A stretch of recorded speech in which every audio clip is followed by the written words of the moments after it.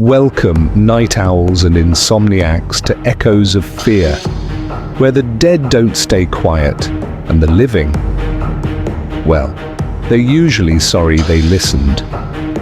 Tonight's tale comes to us from the sweltering backroads of Alabama, where the cicadas sing funeral dirges and even the oleanders have a body count. It's a story about a woman who makes her living disposing of problems until one follows her home. Or should I say, haunts her home. So grab your sweet tea, lock the pet door, and remember, if you hear a ghost knocking, best pretend you're not home. After all, some basements want to stay buried.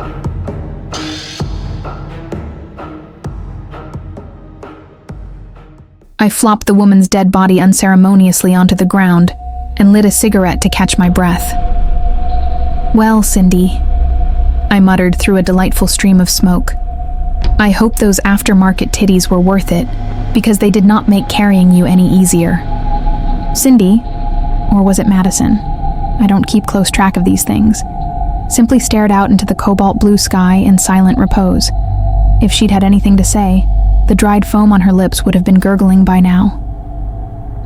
I plopped myself down on an outdoor chair and took in the surroundings. Madison's backyard was a destination unto itself.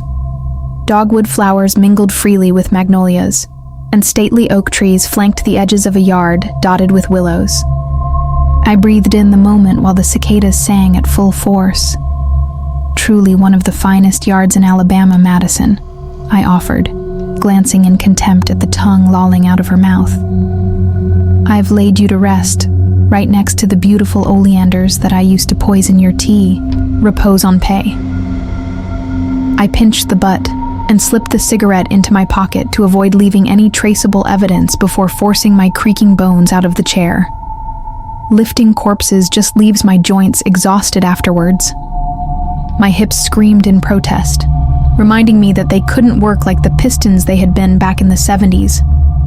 With effort, I stepped over her body and headed for the gate, wondering just how much she would rot in the southern sun before the neighbors complained about the smell. Monday mornings are really wearing on me more than they once did. I was staring at a topless man when the dead boy walked into my sun porch. And he wasn't just any topless man.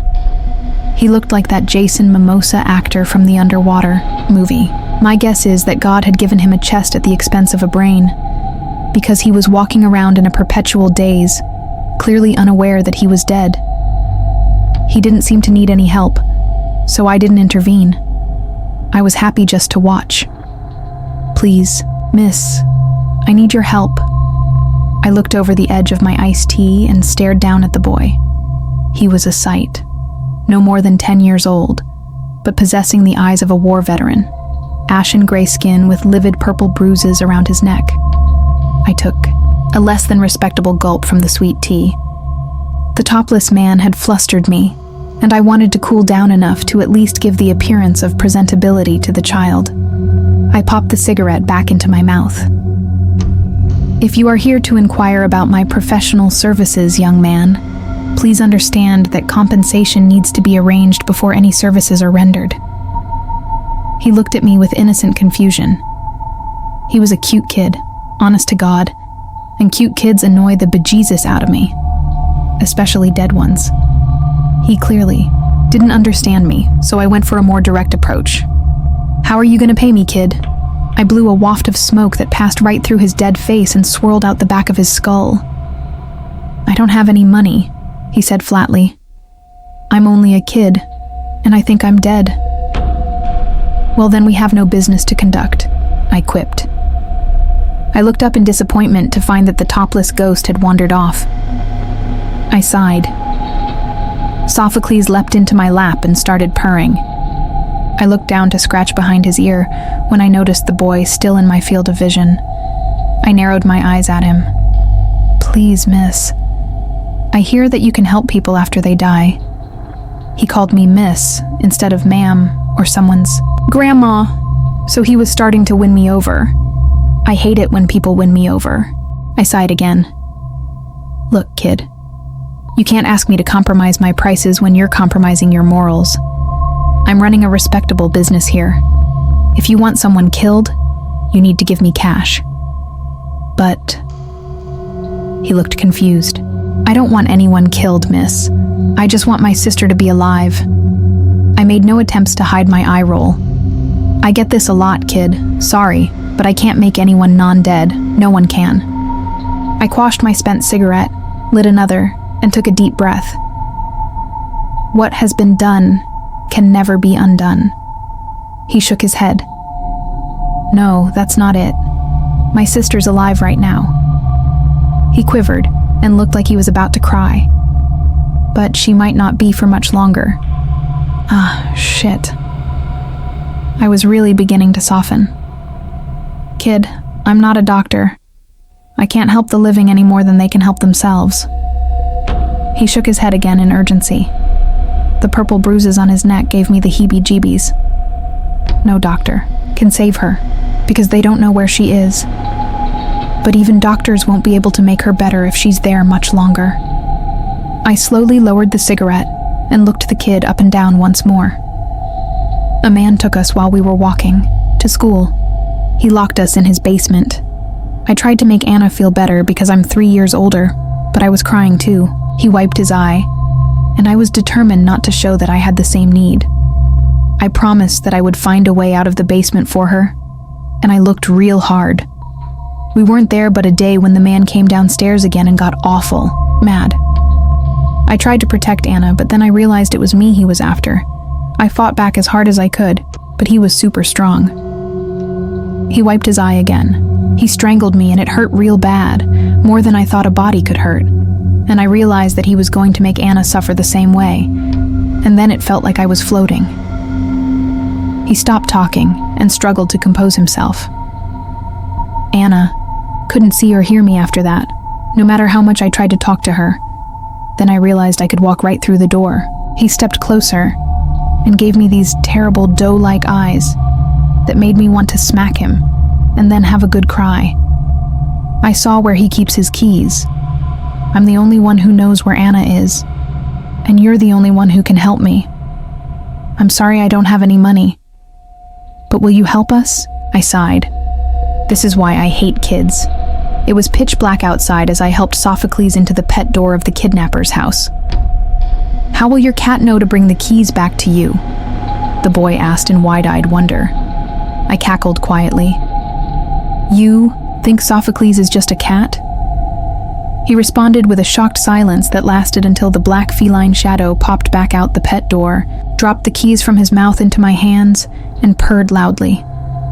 Thank God we can get through the door, I muttered, looking up at the ivy-covered trellis. It's been many years since I've been confident in my prowess at negotiating second-floor windows. Though you'd be surprised what a body can do when motivated by the promises of a conjugal visit. What? The boy asked innocently. I said that you should always eat your vegetables. Now what makes you so sure that this man isn't at home right now?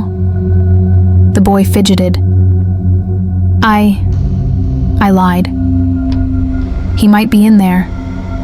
I didn't think you'd come rescue my sister if it were too dangerous. One of the worst things about dead people is that you can't smack them. Everyone knows someone who needs a good smack, and that need is only compounded by the fact that societal expectations preclude us from delivering a much-needed antidote to the slap-deprived. I sighed and rubbed my temples. Okay, I'm armed, with a cigarette lighter and a cat against a violent criminal. Great plan, kid. He looked at me like he was going to cry. Again. So that's how I found myself sneaking through the man's creepy house. It certainly looked like the lair of a child. Kidnapper. Every light was out, and of course I didn't risk turning any on. The kitchen was alive with the buzzing of unseen flies, which were no doubt feasting on whatever unholy concoction of decomposing foodstuffs was currently assaulting my nose. If the smell was any indication, the man was an aficionado of marinated toe jam, cat food, and aged cream.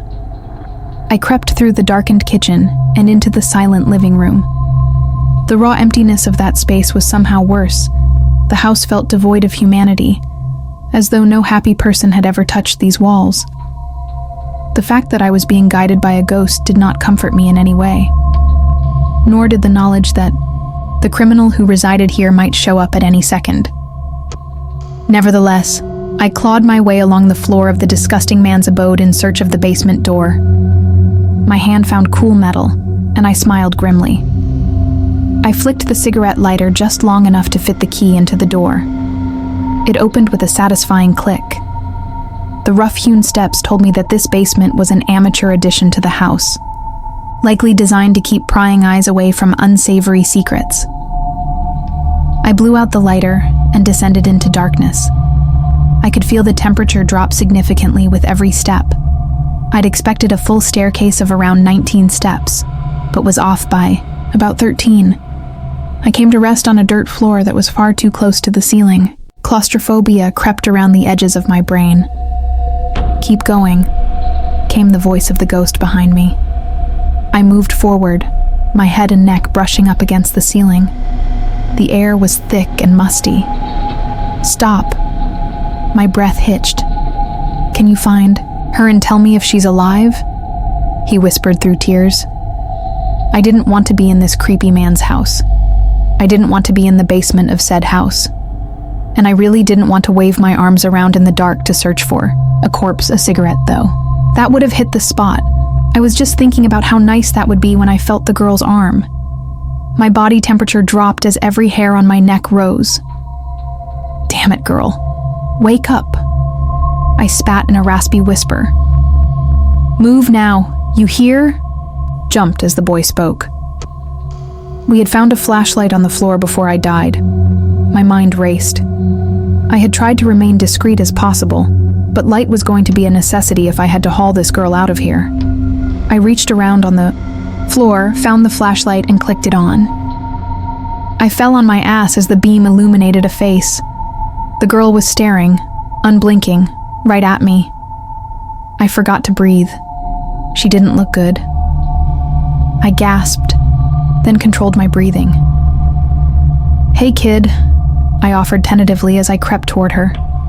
"Wake up. We'd best be leaving right now."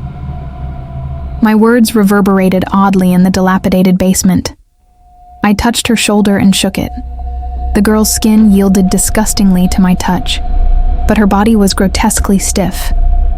The movement caused a brief, unnatural escape of gases through her open mouth. Her eyes were like glass. Mine were wet. "No, no, no, kid," I whispered, moving closer while the flashlight's beam bounced erratically about the room. "Don't do this. Please, don't." "I found Anna," the boy said from behind me, causing me to jump. I turned around to see him standing at the top of the stairs. "She's like me now," he explained. "You were too late." I stopped hiding my tears. I'm sorry, kid." I heaved a shuddering gasp. "Let me talk to her. Where is she?" The boy didn't move. He seemed very old. "You didn't save her," he explained simply. "Why?" I searched for words and found none. "Please," I gasped.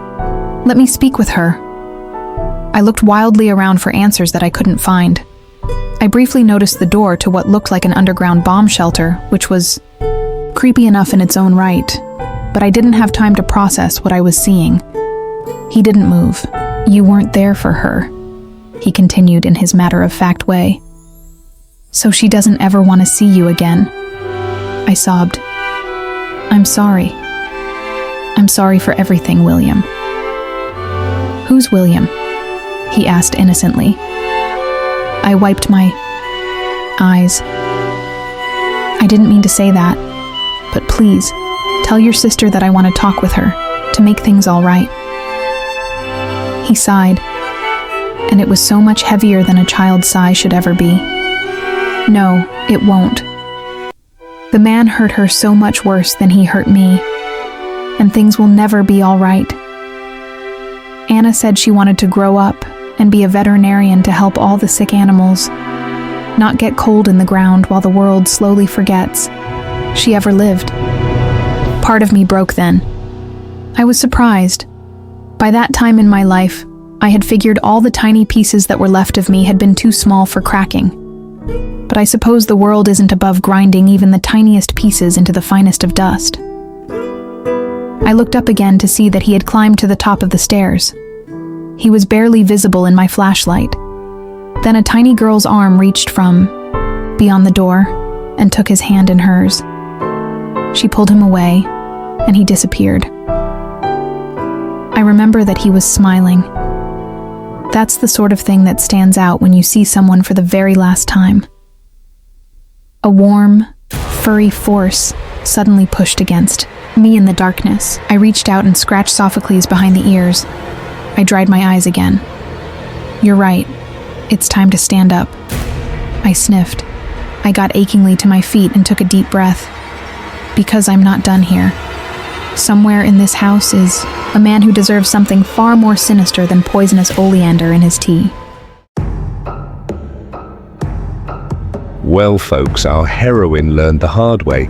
Dead kids are the worst negotiators. No cash, just guilt, and a one-way ticket to a basement you'll see in your dreams. But hey, at least she got a free cat out of it.